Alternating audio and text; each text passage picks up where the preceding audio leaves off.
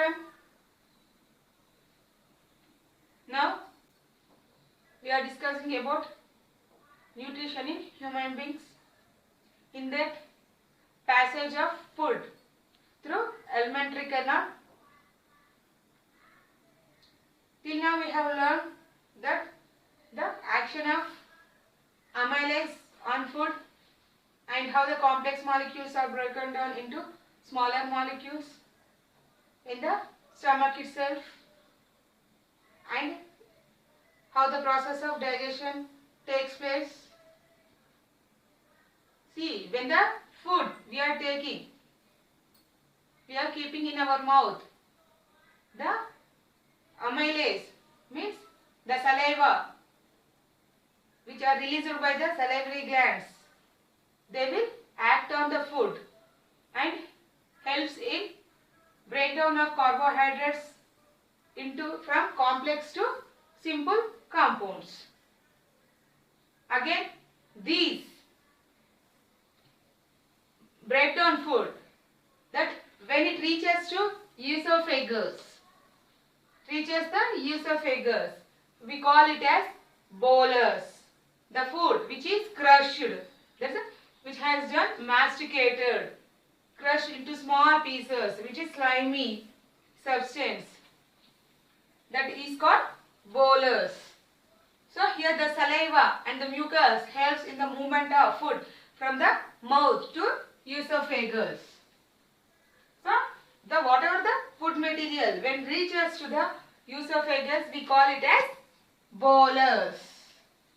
So it won't reach normally. There are some circular and some longitudinal muscles. The circular and longitudinal muscles help to push the food from esophagus to stomach. They squeeze. Here, these are the longitudinal muscles. When the food is here, when we squeeze, this circular muscle, this longitudinal muscle squeeze, the food reaches to the next level. Then again here, when it is pushing from the above to down level, these circular muscles widen and again it squeezes. Again the longitudinal muscles help in squeezing. Next the circular muscles widen. So in this way the food from the esophagus to stomach, it reaches through a movement called peristaltic movement. We call it as peristaltic movement. Here you can see a splinter which is present between the esophagus to stomach.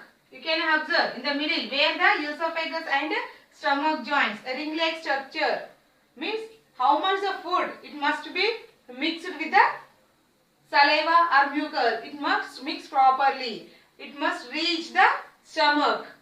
Then it opens. This splinter enables the stomach to widen, and only small amount, means little bit, particular amount of food will allow through this splinter depending upon the crunching. So here also the digestion takes place in the stomach. When it reaches the food reaches the stomach, we call it as chyme. In the esophagus we call it as bolus, whereas in the stomach we call the same food is chyme. So when this chyme reaches the stomach, the enzymes, you can see the enzyme, gastric juice and HCl, that is hydrochloric acid, helps in the process of digestion of proteins. Why? Because small amount of carbohydrates are digested in the mouth itself. The remaining proteins are digested in the stomach. Means this gastric juice and hydrochloric acid helps in the breakdown of proteins and also fats. Then here the digestion, after completing the digestion, the food, it reaches to small intestine, through a ring-like structure. You can see here, this is a pyloric sphincter. This sphincter, what is the function of this sphincter means? See, the digestion must be completely properly done. Otherwise, what it will do? Again, it will push the food backwards. If the proper amount of digestion is not done, again, these pyloric sphincter push the food back. That is a bolus. Again, back into the stomach. To make the bolus should be properly broke down. Again, these digested food, it will allow only little, small quantity only. It will send through the sphincter into the small intestine. Again, in the small intestine, the liver, the bile juice and pancreatic juice, these are produced by the liver and pancreas respectively.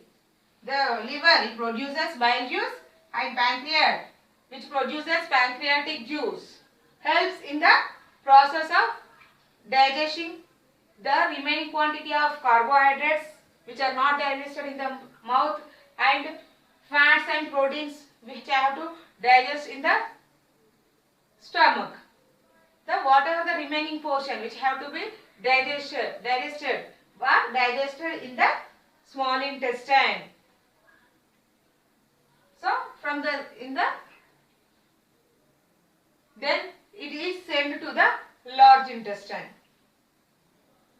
In the large intestine, the excess amount of water is absorbed by the large intestine, and again the food means the remaining, the required amount of absorbed food, the leftover food, that is the waste, is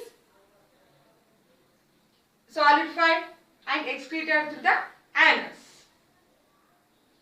See, in the small intestine, the fats are emulsified, means digested. Means the fats are broken down into small globules by the action of liver and pancreatic juice. And another enzyme, Succus entericus, is also helpful in the process of digestion in the intestine. So, if you see from the mouth to stomach or to the anus, in each and every level, the whole process of digestion is done. And again, these undigested waste is excreted out, whereas the remaining is absorbed by the small intestine, stomach. So, if you see, mainly in the small intestine, because of the presence of villi, the absorption takes place more. The villi are the finger-like projections which are present in the internal surface, inner side of the small intestine. Due to the presence of this villi, the food, whatever the food contains, the nutrients which are present in the food are absorbed by the villi and transported to the intestine, and from there it is transported again into the blood. So, these are the finger-like projections which are present in the inner surface of the small intestine, which helps in the increase, which helps in the absorption of nutrients.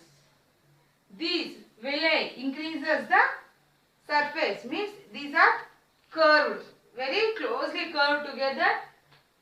Why? Means to increase the surface area of absorption. More the villi, more the structure or surface of the villi, more amount of absorption takes place. So, the transfer of products from the digested food by the intestine through villi is called absorption. Means the transport of absorbed food materials into blood through intestine is called absorption.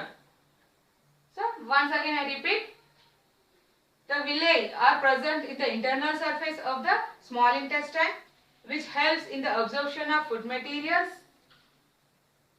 So more the amount of surface area present in the intestine, that is the villi, more amount of absorption takes place. So the absorption of nutrients or the products from the food are transferred into villi first and then to blood. So this process is called absorption. So several events takes place from the mouth to anus, and each and every level some amount of food is digested, and many enzymes and juices are useful for the process of digestion.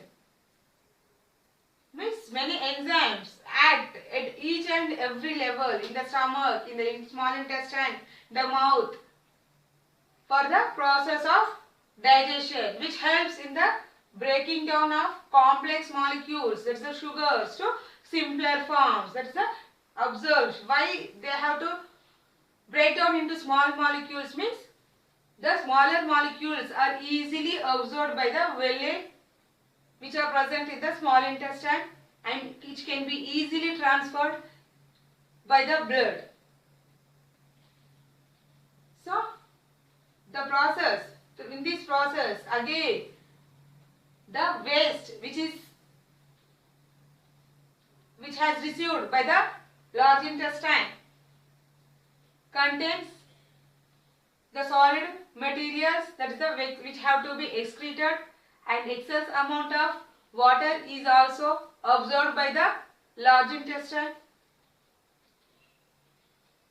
So from the mouth to the digestion starts and the waste is excreted. The process of excreting the waste through anus is called defecation. Means this defecation, the waste also contains many carbohydrates, proteins, roughages, which have in smaller quantities. If you see the flow chart, how the process of digestion takes place in each and every level, and the food, how it moves from one place to another. The food from the mouth, it reaches to buccal cavity, that is the which contains, that is in the pharynx, next to the pharynx and esophagus.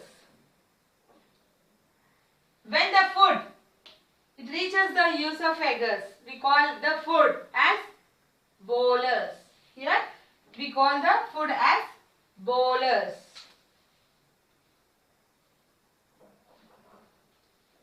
Here we call the food as bolus.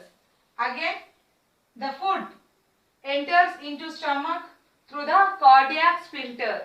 Through the cardiac sphincter. This sphincter enables to enter small quantity of food into the stomach. Again, we call the food here chyme. We call the food as chyme here.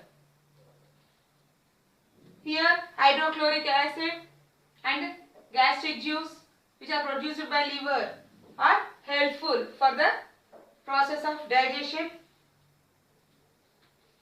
and through the pyloric sphincter the food enters into small intestine. In the small intestine, pancreatic juice and bile juice are helpful for the further process of digestion, and even the microvilli helps in the absorption of food materials from the digested food and transfer it to the blood directly.